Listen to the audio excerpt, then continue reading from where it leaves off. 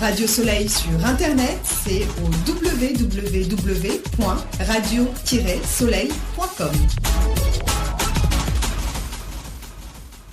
إن الاعتراف بالجميل ينمي في النفوس القوة على حفظ السر وصون العهد وزيادة أواصر المودة بين الناس، يمدنا بأغلى معاني الآمان والصدق والوفاء. ورد الجميل فن لا يتقنه إلا الأوفياء، وبالشكر الذي هو مقياس الأدب والأخلاق يتضاعف التقدير والاحترام بين الناس. فالشكر فضيلة تجلب لصاحبها الكثير من المنافع ومزيدا من تقدير الآخرين واحترامهم، وهي لا تكلف الإنسان شيئا سوى كلمة طيبة أصلها ثابت وفرعها في السماء.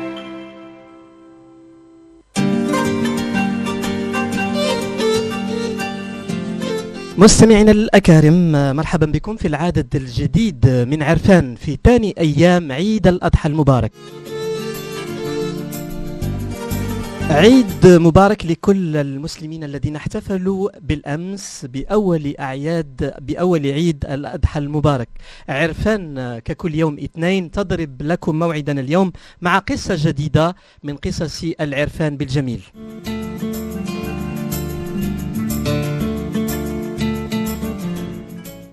قصة اليوم هي أصل الحكاية هي نورة التي تحضر معنا. Elle a été invitée par une autre personne qu'on va connaître après un petit quart d'heure de début de l'émission. أيضا يحضر معايا كضيف شرف اليوم Monsieur Akli Mellouli, le sénateur connu avec toutes ses activités, ses opinions et voilà, marhaba bikoum. Soyez le bienvenu, Monsieur Akli, Nora. Donc on commence d'abord par les dames, c'est ça? Oui. Nora, aujourd'hui tu es invitée par une personne qu'on va découvrir par la suite.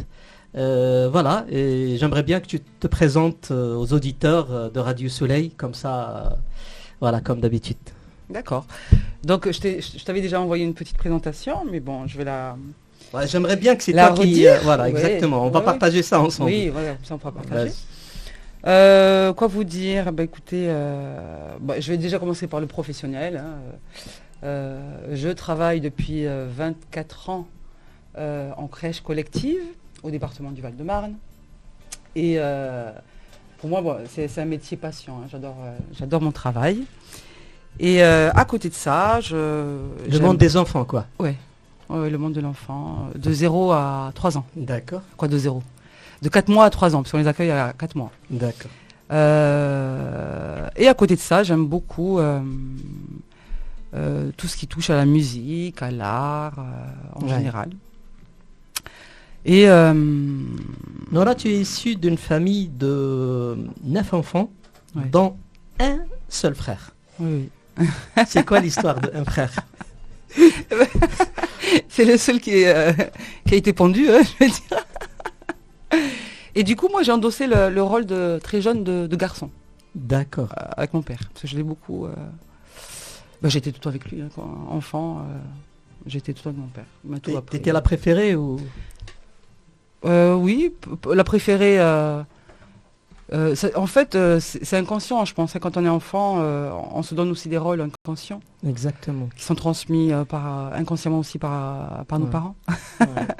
Donc, ça devait être ça. Donc, jusqu'à l'âge de 13 ans, à peu près. Ouais. Je vois à peu près le monde des filles et des garçons. Donc, revenons à Monsieur Akli Mellouli. Comme on a dit, c'est une figure politique, syndicale et associative française, connue pour son engagement profond en faveur des valeurs de solidarité, d'égalité et de justice sociale. Son parcours est marqué par un militantisme constant dès ses premières années dans diverses sphères d'action sociale, syndicale et politique. Son parcours souligne un engagement pour la fraternité et l'égalité comme fondement de la cohésion sociale. Est-ce qu'on peut ajouter quelque chose, Monsieur Akli? Moi, c'est difficile de l'ajouter parce que c'est toujours difficile de parler de soi. Et si effectivement les gens me voient comme ça et me qualifient comme ça, c'est un honneur pour moi. Enfin, c'est plus avec toute l'humilité que je peux avoir. Mais dans une société, qu'est-ce qui est le plus important que cette solidarité, cette fraternité? Est-ce qu'on fait société tout seul? Aujourd'hui, quand on voit ce qui se passe et certains programmes des gens qui sont dans l'exclusion, dans le rejet de l'autre, dans les philosophies suivantes, est-ce qu'on peut faire? Donc, si je suis qualifié, les seuls qualificatifs que je prends avec humilité et qui me touchent, c'est effectivement ce côté œuvrer pour la fraternité, c'est-à-dire la bienveillance des uns à l'égard des autres, et la solidarité, c'est-à-dire toujours tendre la main, toujours essayer d'accompagner le plus petit, le plus démuni, le plus faible, le plus isolé, les gens malades. En fait, comme Nora le dit sur la petite enfance, c'est d'essayer humblement de tendre la main pour faire un bout de chemin, pour essayer d'améliorer le quotidien des gens. C'est comme ça qu'on existe, c'est à travers l'autre, quoi. Bien sûr, oui. C'est tout dit et tout. Yatek Saha, Monsieur Akli. Et en préparant l'émission, j'ai fait par-ci par-là et l'opinion de tout le monde qui te connaît, qui sont en relation avec toi, et ils ont dit la même chose. Tu es quelqu'un qui est toujours là pour les autres. Voilà, c'est ce que j'ai senti d'après ce qu'ils disent, enfin. Oui, on essaye parce qu'on ne peut pas toujours, c'est vrai qu'on ne peut pas. Et puis il y a des gens, vous savez, dans une société, on est apprécié par beaucoup de gens, vaut mieux être aimé que haï, mais on est aussi haï par nos ennemis, par les envieux, les frustrés, les amers. Donc parce que plaire à tout le monde, c'est plaire à n'importe qui, donc vaut mieux pas plaire à tout le monde. Donc ça m'inquiète, j'espère que je plais à des gens de valeur. Si par exemple aujourd'hui on a des gens un peu fachos qui disent on l'aime bien, ça m'inquiéterait parce que c'est à quel moment j'ai pu tendre le flanc. Donc je crois qu'effectivement, et de toute façon on existe, je vous dis, à travers le regard de l'autre, il y a comment je me vois, parce qu'il y a beaucoup de gens, ils se voient comme des lions dans des trucs, et en fait c'est des chats. Donc en fait il y a comment vous vous voyez, comment les gens vous voient. Et c'est toujours important de faire un peu mi-chemin, et je suis peut-être pas aussi bien que les gens le disent, ou aussi mauvais que d'autres le diront. Je suis un citoyen comme tout le monde, je crois qu'il faut de l'humilité. Moi je crois que les vrais héros c'est nos parents. J'ai perdu mon père il y a un an, je lui rends hommage parce que je le salue, parce que c'est un homme humble. Il y a un an de cela, je crois. An, ouais. C'est un homme humble qui travaillait, mais je crois que... Il s'appelait comment ton papa? Il s'appelait Ali.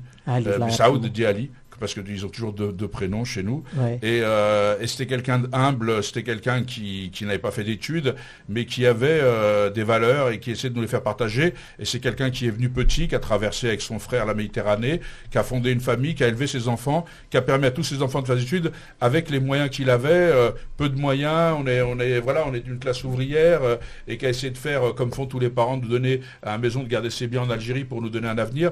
Donc je crois que face à des personnes comme ça, on n'est rien, quoi. Et quand aujourd'hui on les stigmatise, ce sont des gens qui ont reconstruit la France, qui ont souffert. L'exil est une souffrance déjà en soi, mais en plus de l'exil, le rorba, c'est-à-dire aussi comme on appelle, et la misère dans laquelle ils étaient, sans jamais se plaindre, sans jamais critiquer, et toujours respectueux des institutions de la République. Donc aujourd'hui, on est loin des images que l'on veut leur faire porter. Et exactement, les valeurs qu'avait ton papa, c'est eux, et eux, je suis sûr que c'est la seule chose qui a là un résultat, toi, tes frères et tes sœurs, une réussite, et là tu représentes pas mal de gens et tu défends pas mal de gens. Comme d'habitude dans l'émission, Monsieur Akli, Nora, en attendant l'autre invité, l'invité principal, je t'ai réservé à toi une surprise, une seule. On va l'écouter. D'abord, en attendant la grande surprise. Voilà. لا تذهبوا بعيدا مستمعينا الأكارم أنتم في الاستماع إلى برنامج عرفان عبر إذاعة الشمس من باريس. Ce message est pour Nora, mon grand rayon de soleil, parce que tu es un vrai rayon de soleil. Depuis que je te connais, vraiment, c'est tout ce que tu touches brille, vraiment. Que ce soit des personnes dans la rue, les SDF, des célébrités, des pas célébrités, dans l'associatif, dans pas l'associatif. Je tenais vraiment à t'embrasser très fort et à te faire un petit clin d'œil parce que tu es vraiment une fille mais fantastique, complètement solaire. Donc voilà, ce petit message est pour toi Manono, je t'embrasse très fort. Et puis je te souhaite vraiment le meilleur parce que tu le mérites. Voilà, je t'embrasse Nadine. Ah, je m'attendais pas à ça. Voilà, Nora, c'est Surtout c'est à votre elle. amie Nadine. Oui, Voilà, Nadine. c'est votre amie Nadine. Voilà. Moi, je fais beaucoup d'efforts pour atteindre l'émotion de la Ouais. personne qui vient chez moi. Donc, tu veux lui Ah. dire quelque chose? Ben, ça me touche parce que... Oui, Nadine, ça fait 1 an que je la connais. Je l'ai rencontrée dans le monde associatif, puisque je fais partie d'une association qui se trouve dans le 12e, qui s'appelle Les Doux Sourires. Et voilà, c'est une personne avec qui j'ai créé un lien particulier, puisqu'on est beaucoup de femmes, mais avec Nadine, j'ai créé un lien particulier. Et elle, c'est une personne aussi qui accompagne beaucoup les gens, qui ne se plaint pas et qui aide beaucoup de personnes. Et voilà, on partage beaucoup de points communs. Ouais, ouais. Et tu veux Sur, lui dire quoi? Avec que je l'aime. Si elle est là. Ah, que je l'aime. Que je l'adore. Donc, Monsieur Akli, on revient à ton parcours et tu es né en Algérie. J'ai trouvé écrit Monsieur Akli, né en Algérie et élevé au cœur d'un quartier populaire de Bonneuil-sur-Marne. C'est quoi Bonneuil-sur-Marne pour toi?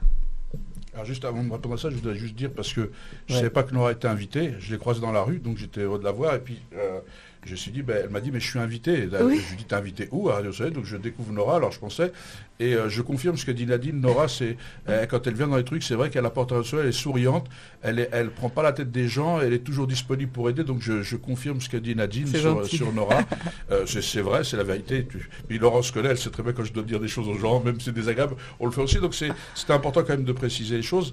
Alors, Bonneuil-sur-Marne, c'est un quartier, c'est une cité populaire, hein, et c'est la ville où j'ai grandi. En fait, en réalité, quand je suis arrivé à Champigny, puis après on habitait à Saint-Maur. En fait, quand on est arrivé, on a été chez un cousin qui avait un hôtel, on a vécu là-bas.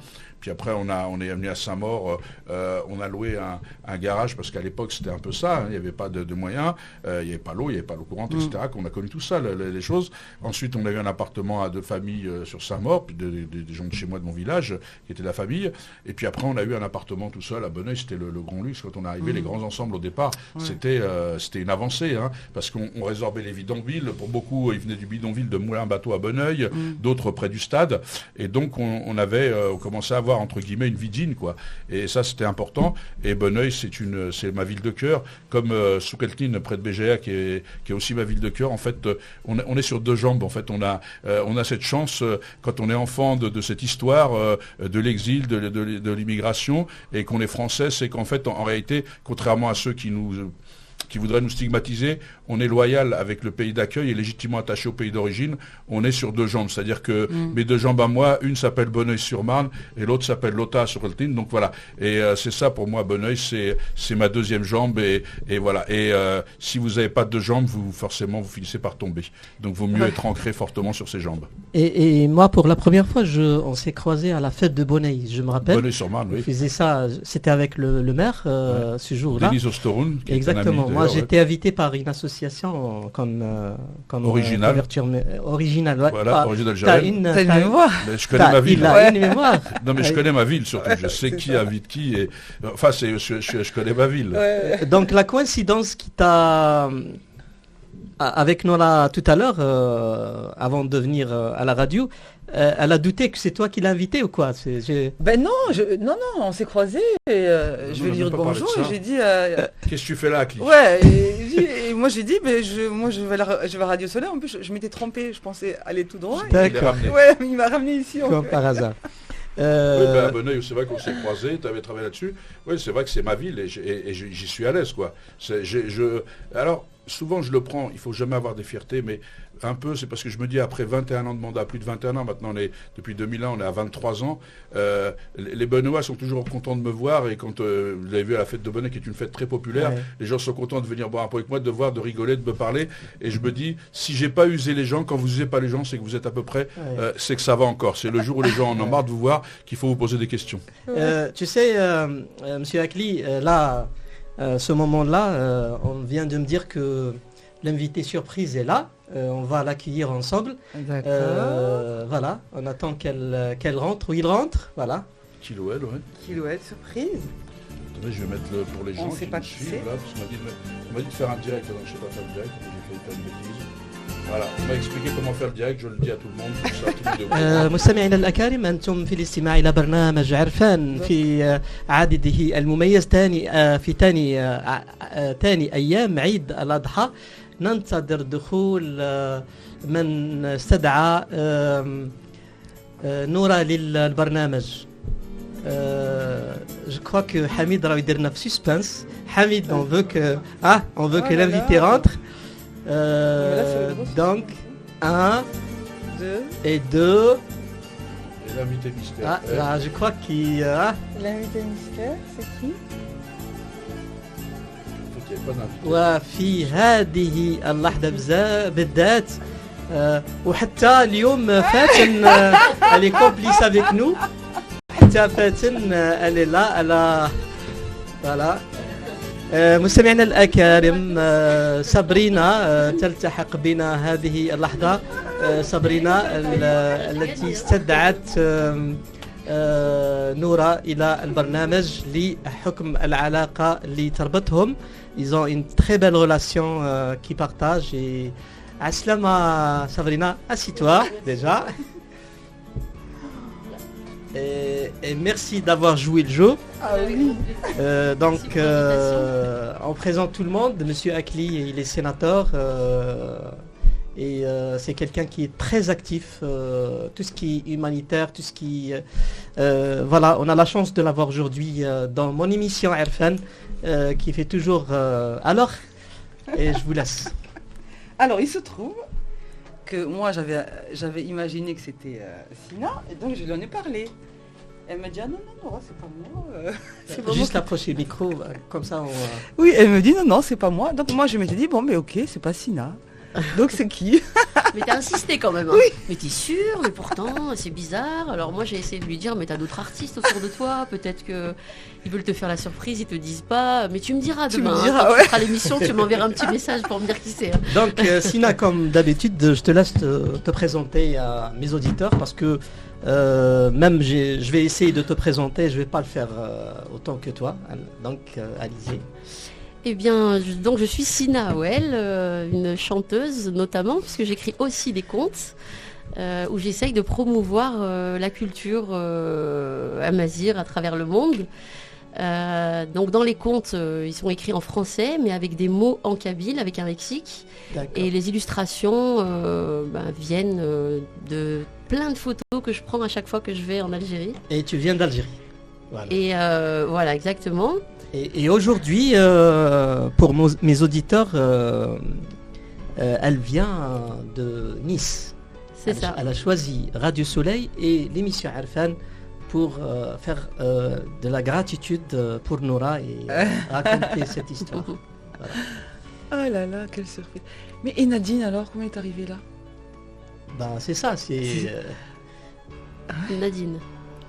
Donc, je ne sais pas qui est Nadine. Mais ah oui. Ce qui est bien, Nadine, c'est une autre histoire. C'est une autre histoire. Donc, je vous laisse terminer, Sabrina. Voilà, du coup, j'ai enfin sorti mon album au mois d'avril, Awel, qui veut dire la parole en kabyle. La parole en kabyle, ouais. Et j'ai mis au moins 10 ans pour le faire, parce que justement, il y avait tout ce travail de réappropriation de ma culture déjà à moi, pour pouvoir mieux après la partager avec, j'espère, le monde entier. Pour le coup, Awel, c'est un tamazigh, parce que tous les amazirs du monde disent Awel, parce que des fois, il y a des mots qui sont divergents en fonction des tribus. Donc là, absolument. C'est pour tout le monde. Awel, universel. C'est universel, c'est l'amazigh. D'ailleurs, j'en profite que de récupérer des BD, parce que j'ai une petite fille qui va peut-être avoir besoin de s'intéresser, puisque maintenant on parle moins en kabyle à nos enfants, ce que faisait ma mère, mais nous on parle moins, les parents parlent moins, et donc la langue se perd. C'est ça aussi, c'est un vrai problème en termes de patrimoine. Parce que c'est une vraie richesse de savoir parler plusieurs langues. Eh oui. Donc Sina, comme d'habitude, j'ai réservé des surprises pour toi. On va écouter la première surprise et on revient à ton parcours et ton histoire avec Noura et avec le monde qui t'aime autour de toi. Bonjour Sina, je m'en viens te féliciter pour ton incroyable parcours durant toutes ces années à la recherche de ton identité musicale et humaine. Je sais que tu es maintenant arrivé à bon port et que tu vas pouvoir en faire aimer et soigner les gens avec ton art accompli. Et c'est une magnifique nouvelle et une magnifique musique qui vont se propager. Je suis très content d'avoir été le témoin et j'espère aussi le soutien de toutes ces années de lutte et de recherche que tu m'as permis de faire avec toi. Et je t'en remercie du fond du cœur. Bon courage, bonne force, bonne réussite et bonne santé à toi. Je t'embrasse fort. Je suis avec toi et très fier de toi. Jean-Luc Dana, musicien et compagnon de route de Sina Howell. Tu t'attends à ça? Tu t'attends à ça? Pas du tout, mais par contre, c'est vraiment cohérent. Parce que Jean-Luc, c'est vraiment un grand musicien. Pardon. Qui m'a énormément apporté, beaucoup soutenu, et il a compris ma cause tout de suite, en fait, quand je lui ai dit que je voulais promouvoir, que ma mission, en fait, c'était vraiment notre mission, merci à cette génération que je représente, et vraiment de promouvoir pour que nos tribus, parce qu'il s'agit bien d'une tribu, puissent continuer de vivre, en fait, et d'exister. Et lui m'a vraiment beaucoup soutenu, on a traversé beaucoup de choses ensemble, et il m'a toujours dit, relève-toi, garde la tête haute, t'es à ta place quand tu fais ça, et tu vas y arriver. Et certainement, juste, je lui demandais de te faire un message. Il a dit, pour elle, je ferai n'importe quoi. Donc il était très content, et il a fait ça avec un truc... j'ai senti dès la première fois que c'est un bonhomme qui a été toujours là pour toi. Oui, voilà. C'était un deuxième papa aussi. Et que ce soit dans la musique ou dans la vie aussi. Il est bouddhiste et il a vraiment une grande spiritualité et une façon d'appréhender la vie qui m'a beaucoup aidée. Merci Jean-Luc. Voilà, c'est... désolé si... Non, il n'y a pas de souci. En tous les cas, dans mon émission, il y a toujours des larmes, il y a toujours des émotions.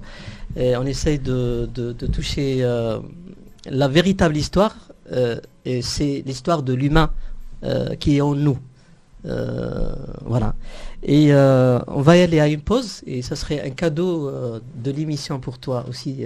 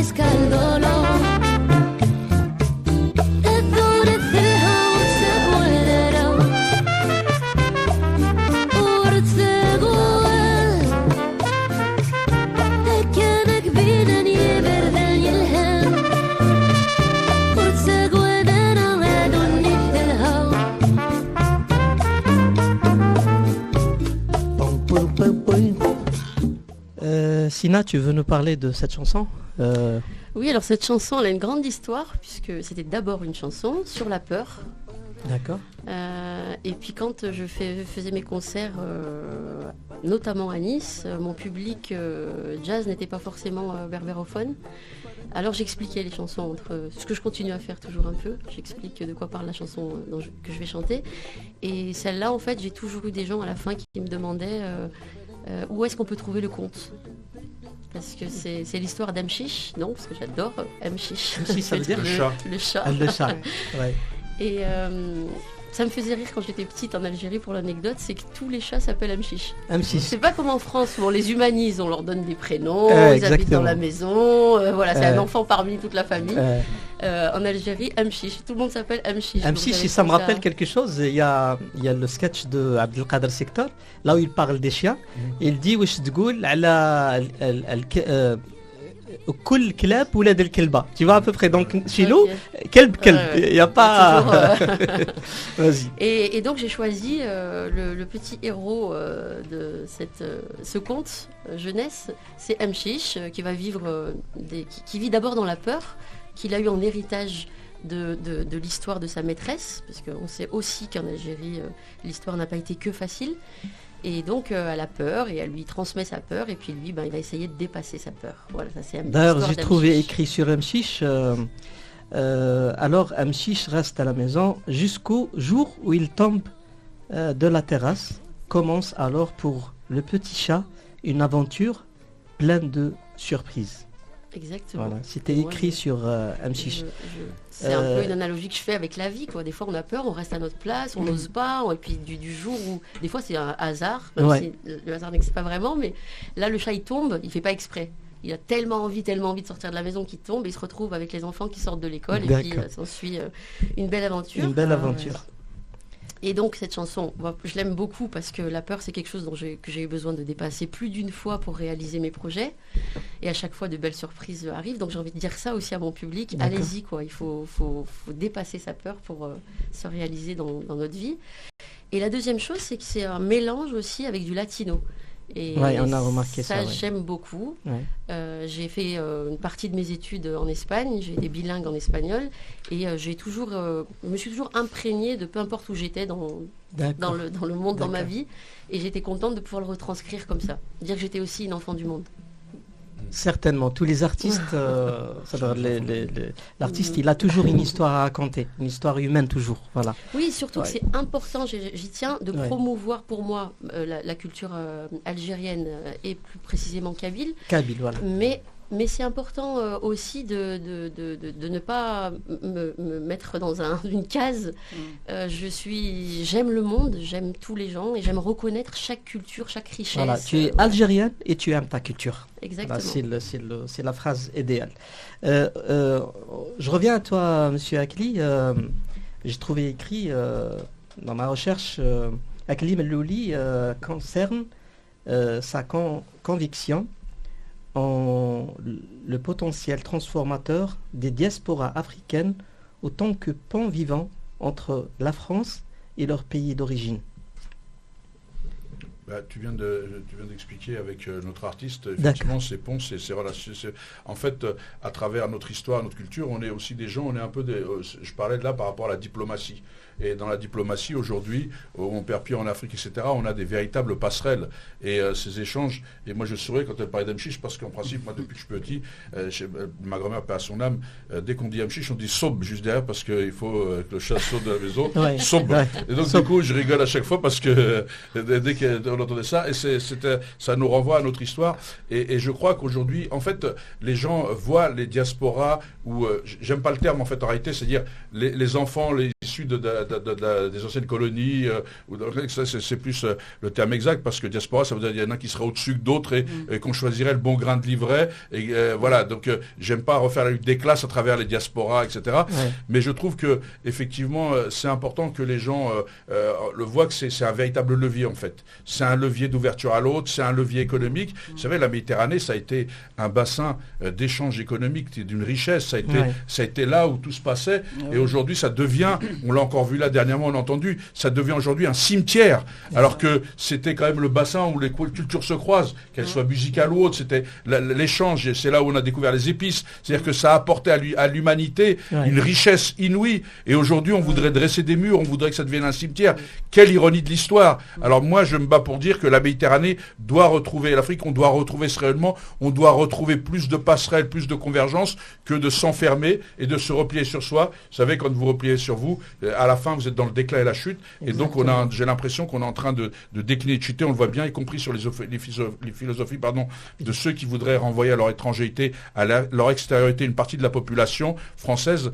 Et ça, c'est un vrai problème. Et donc, je dis aujourd'hui, et vous le voyez bien, en Afrique, on perd pied au niveau diplomatique. La diplomatie fonctionne pas bien. La diplomatie parlementaire un peu mieux, même s'il y a des efforts encore à faire. Mais il y a aussi une autre forme de diplomatie qui est les enfants issus d'eux, qui sont, eux, attachés avec les deux rives et qui ont une loyauté avec leur pays d'accueil et une légitimité et qui peuvent effectivement être dans ce rapport que souvent appelé le rapport gagnant-gagnant. Mais pour gagnant-gagnant, il faut respecter les deux rives. Il faut respecter, et ce que je parlais tout à l'heure sur les deux jambes, je pense que c'est important. Et on le sous-estime, et c'est dommage, parce qu'au lieu de se mettre des atouts de son côté, on se crée des problèmes nous-mêmes. Et c'est ce que j'ai remarqué pendant ton discours. Il y avait un iftar pendant le Ramadan, et j'étais présent comme invité, et j'ai aimé votre discours. C'est-à-dire, lorsqu'on est unis, on est une force, mais pas le contraire. Je reviens à toi, Nora. Réflexion sur la surprise, comment tu as vu que... Hein, au départ, Sina m'avait informé qu'elle passait à une radio, puis elle m'a dit finalement c'est annulé. Donc moi j'ai cru. Hein, ça fait très bonne hâte l'émission. Hein. à deux doigts. J'ai cru, parce qu'elle m'a dit il faut que je repars à Nice. Et puis après j'en ai parlé, je lui ai dit Sina finalement oui j'ai une surprise, on m'a invité. Non mais c'est pas moi, je sais pas. En tous les cas, je suis restée jusqu'à ce qu'elle rentre, dans l'idée de me dire, mais qui est cette personne qui m'a invitée. Et des fois, le plus important, c'est qu'on est bien entouré. Des fois, on se sent faible, on pense à lâcher, mais si on est bien entouré, on va y aller à chaque fois de l'avance. Et que M. Akli ne serait pas jaloux, lui aussi, on a préparé des surprises pour lui.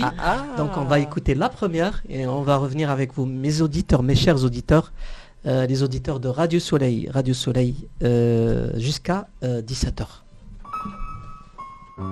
Bonjour Radio Soleil, bonjour Akli mon ami. Je voulais te dire que tu peux être fier vraiment de tout ce que tu as accompli jusqu'ici. J'étais heureuse, mais vraiment, de voir ton élection à un mandat de sénateur il y a quelques mois, car je savais que tu allais être à la hauteur de la tâche, et surtout dans les circonstances actuelles. Je sais que tu es quelqu'un qui ne peut pas oublier d'où tu viens. Je sais que tu vas défendre ceux d'en bas, d'abord. Akli, quand on se revoit, j'ai l'impression que tu n'as pas changé. En tout cas, moi, je me souviens bien des moments passés ensemble lors de notre adolescence. Plus de 30 ans après, on est encore dans notre banlieue, mais au service des autres et chacun à notre manière. Comme moi, tu n'as pas perdu les valeurs qui font notre amitié. Beaucoup de choses auraient pu nous opposer quand on se regarde, hein, mais nos expériences de vie commune nous ont au contraire rapprochés. Et je n'oublie pas l'homme qui m'a tellement fait rire. Je n'oublie pas l'homme non plus avec qui j'ai eu des discussions politiques à n'en pas finir. Pour terminer, Akli, s'il te plaît, tu pourrais parler moins vite? Allez, je t'embrasse. Bon courage surtout pour les 2 semaines à venir en particulier. Et merci de mettre à l'honneur un si grand monsieur Radio Soleil. Bonne émission. Mes chers auditeurs, c'était Béatrice Barbus, une amie à Monsieur Akli. Alors Béatrice Barbus, tu l'as reconnue J'ai reconnu à la voix, elle n'a pas changé sa voix. Béatrice Barbus, il faut savoir qu'elle est, c'est une prof... elle est sociologue, autrice et dirigeante sportive, vice-présidente de la Fédération française du handball. Voilà. Ouais. Et c'est une grande dame, c'est elle qui a fait tout le travail sur le sexisme dans le sport, qui a écrit un livre très important. C'est une fille très engagée. En fait, elle est comme elle est, c'est-à-dire que Béa, moi je l'ai connue petite, et c'est vrai que mais c'était déjà une avocate petite. C'est-à-dire qu'elle ne se laissait pas faire dans la cité, elle était redoutable, elle se battait. C'est une personne qui est pétrie de conviction et qui aime les gens et qui aime les autres. Et c'est une des rares personnes qui a été présidente d'un club de hand masculin. Elle jouait au hand. Elle jouait au hand à l'ES Créteil, elle a joué en pro, elle est handballeuse, et elle a été présidente d'un club de hand, l'US Ivry, la seule femme, et qui a été championne de France avec son club. Donc en D1, de hand. Donc c'est quelqu'un qui a un parcours qui vient de la cité, qui a été élevé voilà, comme nous, et qui a toujours été mobilisé. Et venant d'elle, ça me touche parce que c'est une femme qui est très engagée et vraiment sur l'égalité, pas à géométrie variable. Et moi, je voudrais saluer son engagement parce qu'elle a fait beaucoup bouger lignes dans le sport pour les femmes, sur le sexisme, etc. Et c'est vraiment quelqu'un, c'est une grande dame. Et d'ailleurs, elle a signé la tribune dans l'équipe avec Yannick Loa, justement, pour faire barrage au Rassemblement national. C'est quelqu'un d'ouvert, c'est voilà. Enfin, je pense qu'elle mérite les compliments plus que je ne les mérite moi. Venant de vous, ça serait très important parce que je dis moi toujours, je dis que alhamdoulilah, qu'il y a toujours en nous un guide. C'est pour ça qu'on a toujours, je dis pas des anges gardiens, mais on a des gens de valeur autour de nous. Dans ton parcours, j'avais à dire Awel, Sabrina, c'était quoi le plus difficile? C'est d'écrire ou d'interpréter ou dans le monde de la chanson? Très clairement, le plus difficile, ça a été de me sentir légitime pour porter un peu partout dans le monde les valeurs et la richesse de la culture algérienne et kabyle. Et surtout, moi, la culture kabyle, et c'est le hasard qui fait bien les choses, qui nous a réunis aujourd'hui, Monsieur Akli, toi et les auditeurs. Et Nora. Nora, c'est une partie de l'histoire. Mais parlant de la culture, moi, j'ai découvert la culture kabyle, et j'étais étonné d'ailleurs. En 2015, il y a un festival, je crois que tu étais parti... Sabrina, c'est Racontar. Racontar, c'est un festival il est à chaque année dans le village le plus propre et le plus beau en Kabylie. Ils font des sélections du village et à chaque fois, ce festival, il est dans le village gagnant. Et là, je découvre la culture et l'union et tout ce qui est culture, tradition. Vraiment, c'était vraiment... la première fois que je découvre qu'on a une belle vie, une très belle vie à côté. C'est la vie des douars, c'est la vie des gens qui sont fidèles à leur tradition et qui font les choses ensemble. Ouais, exactement. Parce ensemble, on va vraiment loin. Et voilà, Tajmaat, exactement. Et c'est dans notre héritage en plus. Ouais. Donc c'est pourquoi aussi, c'est un message que j'aime bien faire passer, c'est que ensemble, on arrive aux choses. Il faut vraiment tous se soutenir, essayer d'aller vers l'autre déjà, reconnaître la valeur de l'autre, de la même façon que j'essaye de faire considérer, comme je dis, cette culture, et que je considère les autres tout autant. Parce qu'il me semble que c'est comme ça qu'on se réalise et que la vie est belle, en fait. Exactement. En préparant l'émission, j'ai trouvé écrit sur Sina pour ce premier album qu'il était nommé Mazel, je crois, en 2024, le 23 février. C'était le premier single de l'album qui est sorti. La chanteuse Sina Awel nous entraîne dans son univers fait de contes et de rencontres et de racontes puissés et font de la Kabylie son pays d'origine. Voilà. Et j'ai trouvé pas mal de titres, Princesse Nila et le temps,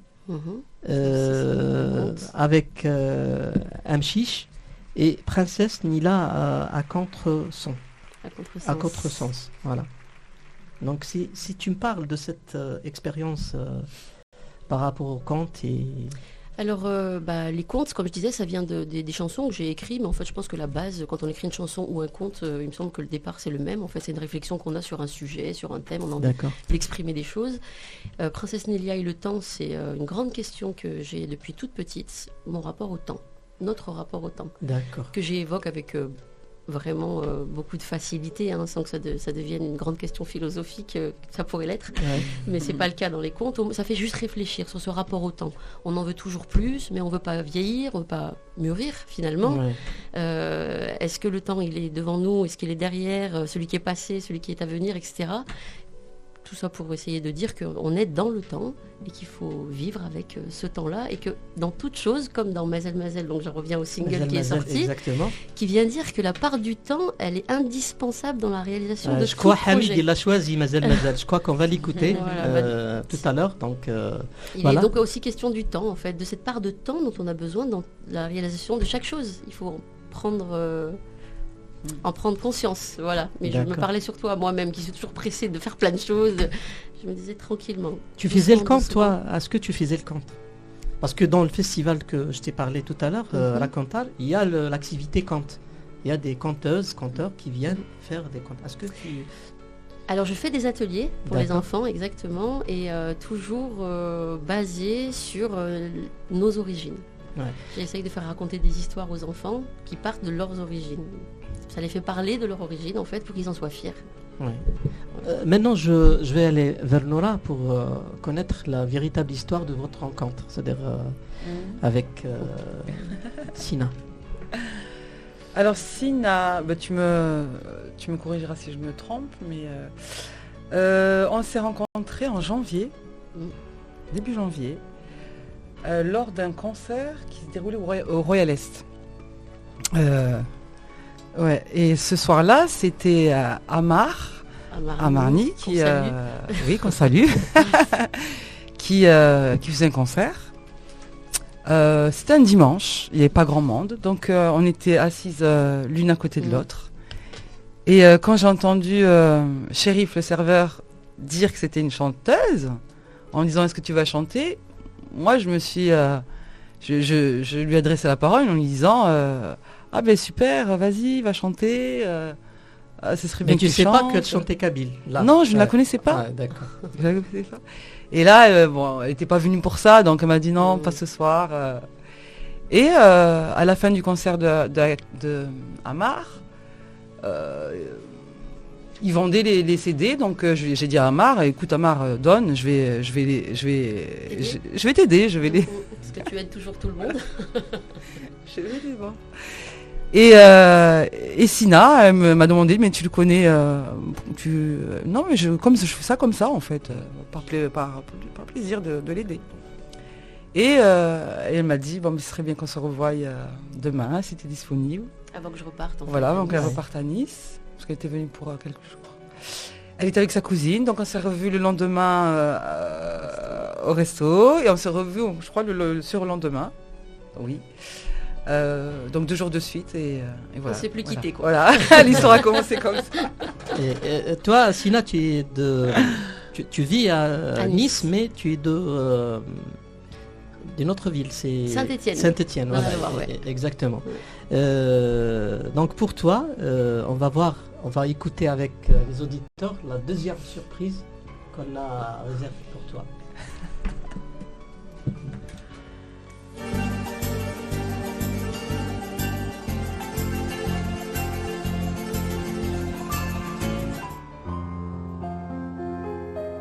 Coucou sister, c'est Minette.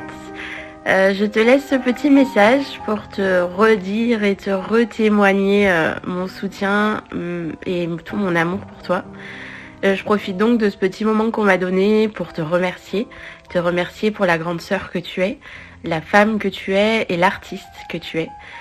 Durant toute ma vie, tu as toujours été présente, à l'écoute, dans l'échange. Je te remercie d'ailleurs encore pour toutes les séances de psychanalyse dont j'ai pu bénéficier. Il faut que tu saches que tu es une vraie source d'inspiration, de force et de sagesse.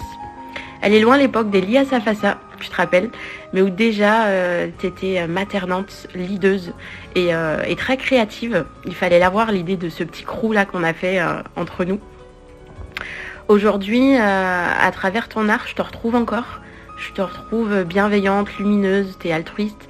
T'as encore trouvé un moyen de faire du bien et de donner la direction du bien-être. Et je pense qu'on te suit volontiers. c'est une vraie thérapie que tu as mis en place et je trouve ça génial et je te le répète. Je voudrais aussi te dire un grand bravo pour ce courage que tu as, cette détermination. Tu es pour ça un vrai modèle. Tu as une force merveilleuse face aux défis de la vie, parce qu'on sait tous combien la vie, elle n'est pas toujours facile et fluide, mais tu fais vraiment partie de ces gens-là qui sont très lumineux et qui incarnent résilience et bonté, et ça fait du bien autour de nous. Je veux que tu saches que je suis là, comme je peux à chaque instant, sous n'importe quelle forme, n'est-ce pas, pour te soutenir. Peu importe les épreuves, je crois en toi, je crois en ta capacité à surmonter n'importe quel obstacle aujourd'hui, mais je crois aussi en ta capacité à faire du bien autour de toi.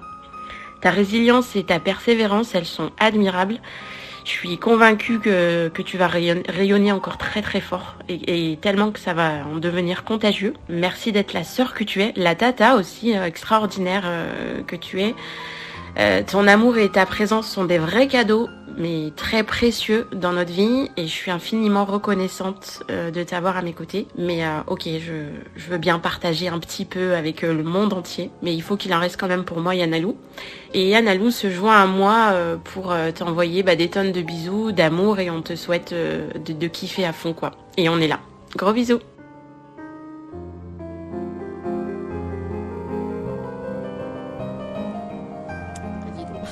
C'est Yasmina, ta sœur. Ouais, c'est ma petite sœur Yasmina qui a évoqué des choses super sympas de notre enfance. Alors pour la petite anecdote, Lia Safasa qu'elle évoque, c'est le nom du groupe où on avait pris les 2 premières lettres de chacune des sœurs. Et en partant à l'école, on décidait de garder notre goûter, de ne pas le manger à l'école. Et on se retrouvait à la sortie de l'école, à la maison, et on faisait Tajmah. C'était la réunion. Et j'avais initié ce truc, c'est vrai. Et pendant, on évoquait les soucis de chacun. Et c'est parce que je fais partie d'une famille nombreuse, j'en suis hyper fière. Je suis au milieu. J'ai 3 grandes sœurs. Il n'y a que des filles, il y a des filles garçons. Il y a un garçon. D'accord. Voilà, c'est la même histoire. C'est bizarre. Et en fait, on organisait aussi des activités. On faisait de la danse, du chant. On préparait les spectacles pour les fêtes de fin d'année. Voilà. Monsieur Akli, en écoutant Sabrina, fidèle à ses origines, qui sont les tiens d'abord, quel est le sentiment que tu as à cet instant? Moi, je pense, j'ai un sentiment, je suis toujours très impressionné par les gens qui travaillent, qui font du bien, qui rayonnent, qui apportent du soleil. Alors moi, quand tu parles, je connais, puisque tu disais c'est ma culture. Racontard, je connais bien le festival parce qu'il est né, à l'occasion de saluer Samir et tous ceux qui l'ont mis en place, il est né dans le village d'Etmenguelat, Racontard, quand même. Donc après, il tourne sur la Gabilée. Mais voilà, donc je connais un peu mon histoire et l'histoire de Amazir. Et je trouve que c'est assez intéressant de le partager. Et ce qu'on essaie tous de faire, parce qu'en fait, c'est pas de le partager, comme tu l'as dit, on est fiers d'être algérien, mais dans l'Algérie, il y a la culture amazigh qu'on défend. On fait pas les choses contre les autres. On fait des choses pour les autres. Et ça, c'est ce qui est la différence. C'est-à-dire qu'en fait, on a une part d'universel qu'on voudrait partager à tout le monde. Voilà. Et en fait, valeur, c'est comme le bien. Quand on est de bonne volonté, quand on a envie que les gens... Moi, je dis tout le temps, quand on me dit Akli, qu'est-ce que je peux faire pour toi, je lui dis, fais exactement comme tu feras pour toi et ça ira très bien. Ouais. En fait, j'ai envie de faire aux autres comme j'ai envie qu'ils me fassent à moi. C'est ça aussi la réciprocité, c'est ça aussi la solidarité et l'échange. Et donc, effectivement, quand on est dans notre culture, c'est aussi l'occasion de partager. Et Tajmart, c'est la démocratie, en fait. C'est ça, on se rencontre pour parler de problèmes de société, tout ça. Et si on était plus démocrate, plus ouvert au dialogue, peut-être que ça irait mieux. Je crois que nous, on a appris à faire circuler la parole. On a appris aussi, quand la parole circule, mais quand il y a une décision qui est prise et collectivement, on a appris aussi à l'appliquer, à la respecter.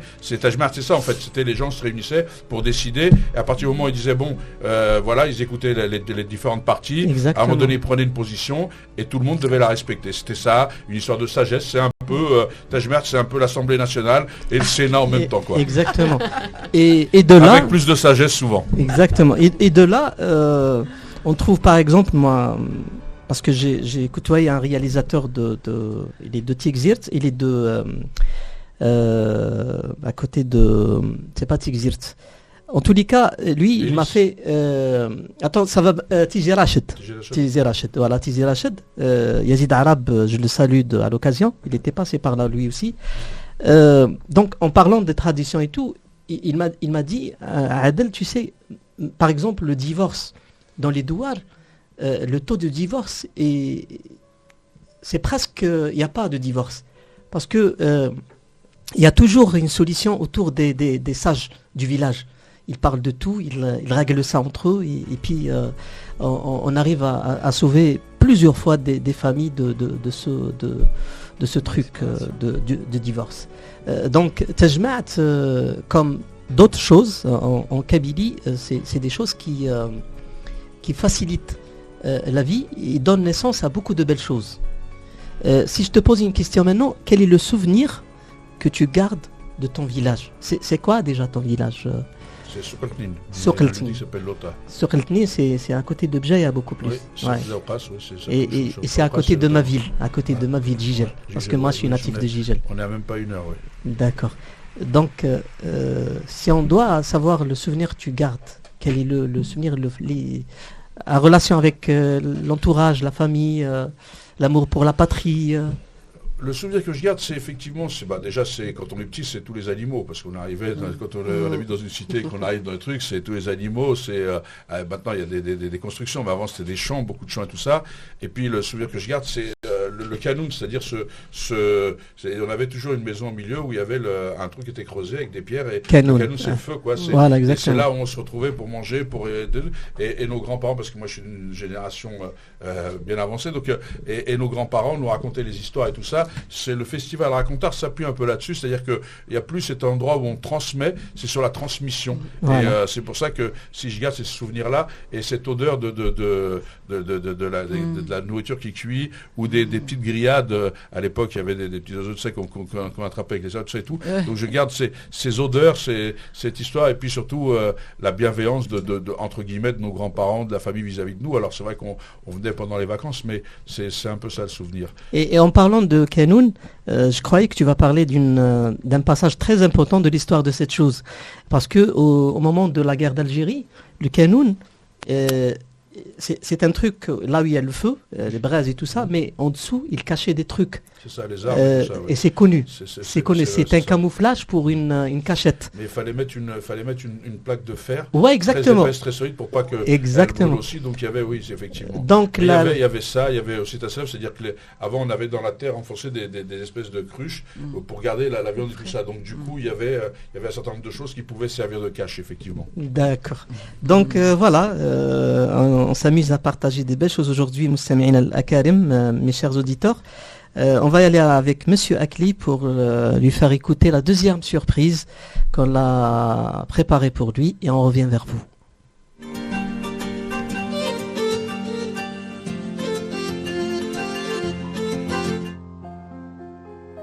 Salut Akli, j'espère que tu vas bien. Un petit message pour te féliciter du beau parcours que tu as, et aussi pour te remercier de m'avoir tiré avec toi dans cette belle aventure, l'engagement politique. Depuis le début, j'évolue à tes côtés, et franchement c'est un plaisir et un honneur pour moi d'être avec toi. Tous les deux nous sommes des Bonneuillois, on a grandi dans le même quartier. Donc pour moi tu es un exemple et un grand frère.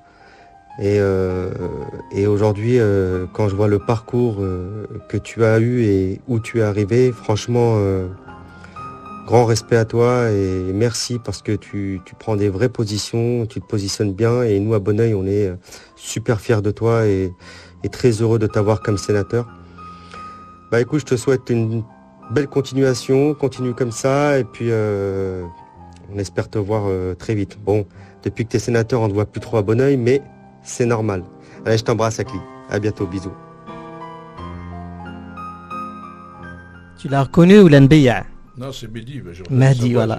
Mehdi, voilà. Il est de Bonneuil-sur-Marne, voilà. Ouais. Alors Mehdi, il est président du groupe maintenant socialiste, c'est-à-dire qu'en fait, il m'a remplacé dans le groupe en tant que président du groupe et en tant que deuxième adjoint. Donc c'est quelqu'un, effectivement, c'est un jeune qui a des valeurs. Parce qu'il dit, il a fait la route avec moi, mais quand je lui ai demandé de venir, quand il est venu avec moi, quand il a démarré jeune, c'est parce qu'il avait des valeurs. Donc Mehdi, c'est un grand sportif. Alors, généralement, c'est du sport, c'est un grand sportif. Du domaine il est très, sportif. Oui, il est dans le domaine sportif, il est très bon dans tous les sports de combat. Donc il est entraîneur de boxe, etc. Donc voilà.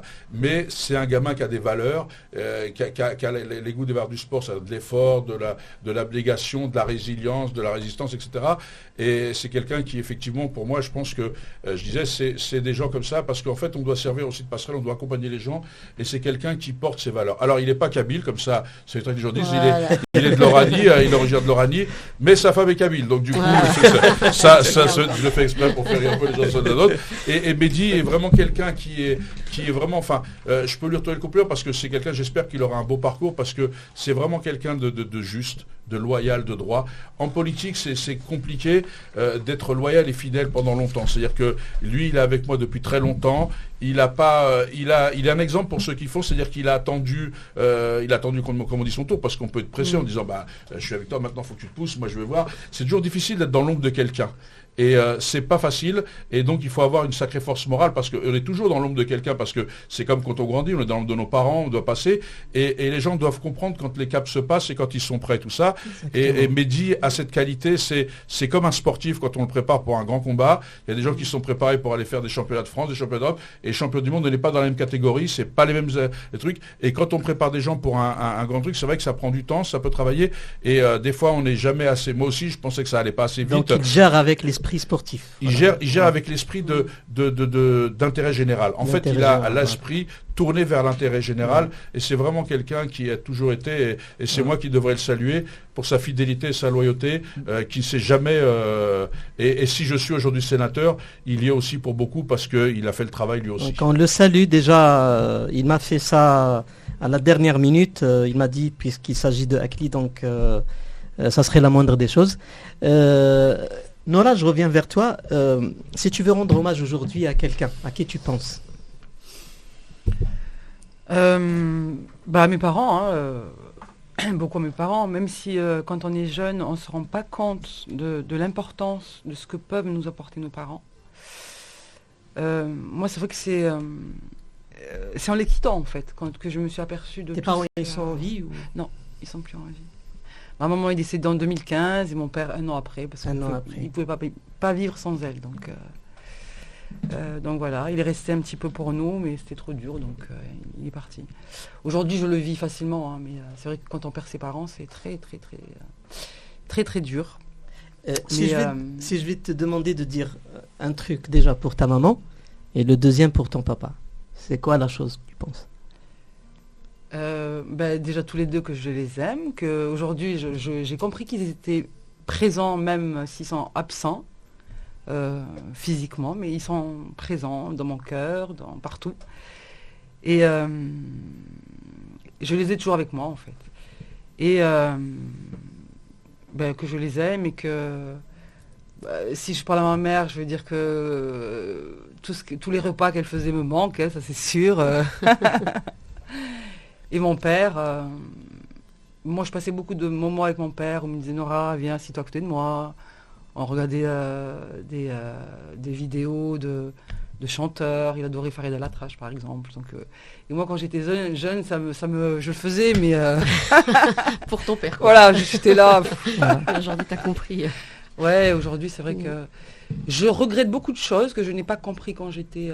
que je n'ai pas apprécié à sa juste valeur quand j'étais enfant, mais j'ai la chance aussi d'avoir été assez proche de mon père et de ma mère pour me dire allez, je reste et je leur fais plaisir.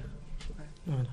C'est bien dit. Et puis Allah yarham kulli matou, surtout في هاد الأيامات, c'est l'Aïd et tout ça, donc courage à toi, et j'en doute pas que tu serais une bonne relève pour tes parents. Hamid, qu'est-ce que t'en dis?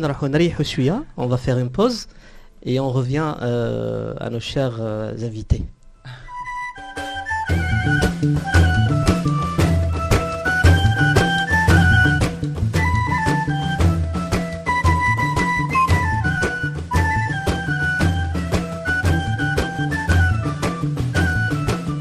مازال وتهزأ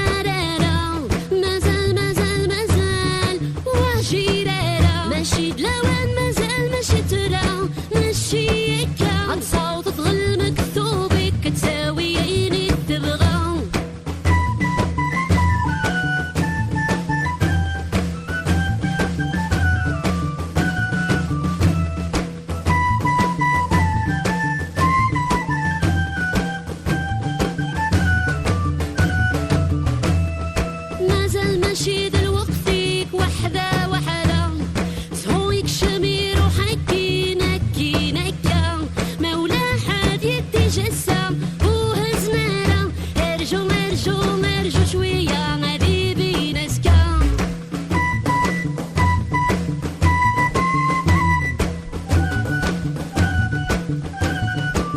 مازال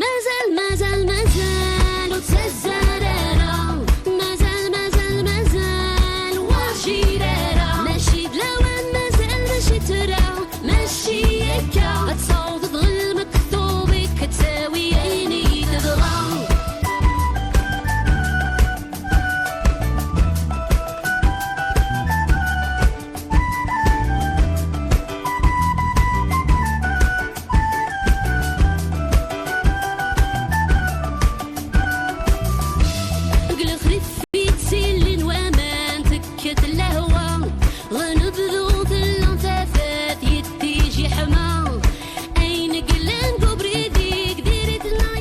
مستمعينا الأكارم، عودة بكم إلى برنامج عرفان. هذا البرنامج الذي يصنع مكانة لنفسه يوم بعد يوم في سماء باريس الإعلامية avec nos chers invités et cette belle histoire qu'on partage avec vous aujourd'hui. Je reviens à toi, Sabrina. J'arrive pas à choisir entre Sabrina et... Parce qu'il n'y a pas de choix à faire. Voilà, exactement. Si je te dis... le nom de quelqu'un, Marcus Cicconi, qu'est-ce qu'il présente pour toi? Marcus, il représente le point de départ. Quand j'ai décidé de faire mes propres compositions, c'est le premier grand musicien brésilien, guitariste, qui m'a accompagné et qui a accepté de faire un premier album que j'ai fait avec lui. D'accord. Que je n'ai jamais sorti finalement, même si je suis allée l'enregistrer aux États-Unis sous la coupe de Jimmy Cliff. D'accord. Le mec qui avait adoré, et il m'a même envoyé en Jamaïque faire un des morceaux de l'album version reggae avec je crois que dans la recherche pour l'émission, j'ai trouvé un clip qui je crois que c'est ça. Et en fait, l'album, on l'a jamais sorti parce que finalement, en revenant des États-Unis avec l'album, j'ai fait écouter à mon producteur, qui est mon producteur actuel. Il m'a dit c'est très beau, tu chantes, t'as une jolie voix, tout va bien, mais c'est quoi ton message en fait? T'es qui en tant qu'artiste? Qu'est-ce que t'as à dire? Et là, ça a été le point de départ pour que j'aille faire tout le travail de réappropriation de mes origines. Ça m'a fait écho. Et... Karim Ziad. Ah voilà, Karim Ziad, c'est la deuxième étoile sur mon chemin, que j'embrasse encore très fort, et je remercie encore et encore et encore tout le temps. Karim, il a écouté mon album. J'ai eu cette chance de le connaître par David Donatien. David Donatien qui est un arrangeur en musique du monde, notamment le mari de Yael Naïm, qui a le premier à avoir accroché avec ce que je représente en tant qu'artiste, ma musique, mon chant, et qui m'a trouvé Karim Ziad pour les arrangements de l'album qui vient de sortir là. Donc j'ai rencontré Karim Ziad et Karim m'a dit absolument, je suis vraiment hyper content et fier d'accepter de travailler avec toi. Et il a réalisé tout l'album avec moi, Karim. Et maintenant, il joue avec moi sur scène. Si tu veux choisir autour de toi à qui t'adresser aujourd'hui, les gens qui t'ont aidé, c'est pas la gratitude. Tu veux dire à quoi? À la personne vraiment qui était très proche et utile dans ton parcours. Tout le monde est utile, mais il y a toujours une personne. Il y a toujours à qui tu penses aujourd'hui. À qui je pense automatiquement à mon père. Yahmo, qui a travaillé cet album avec moi, mais qui est parti avant qu'on le termine. Et celui qui m'a transmis beaucoup de choses, il était musicien aussi. Et parce que tout le monde n'a pas la chance d'avoir eu l'éducation que j'ai eue, en étant d'origine algérienne et avec une éducation qui va avec, d'être autorisé à faire de la musique, d'être autorisé à s'exprimer en tant qu'artiste. Non seulement mes parents me l'ont autorisé, mais en plus mon père m'a soutenu. Alors pas toujours. Autant que musicien ou autant que papa? Les deux. Les deux. On a une période, au moment de l'adolescence, où je voulais chanter de la soul en anglais et tout. Il me disait, tu fais du bruit pour moi, c'est pas de la musique, c'est pas, donc ça m'intéresse pas. Et puis ensuite, quand j'ai commencé à changer, à mûrir, et surtout quand je me suis mise à chanter en kabyle, c'est lui qui m'a tout appris. Il m'a fait la traduction de tous mes textes. Il m'a appris les accents. Et d'ailleurs, j'ai gardé un petit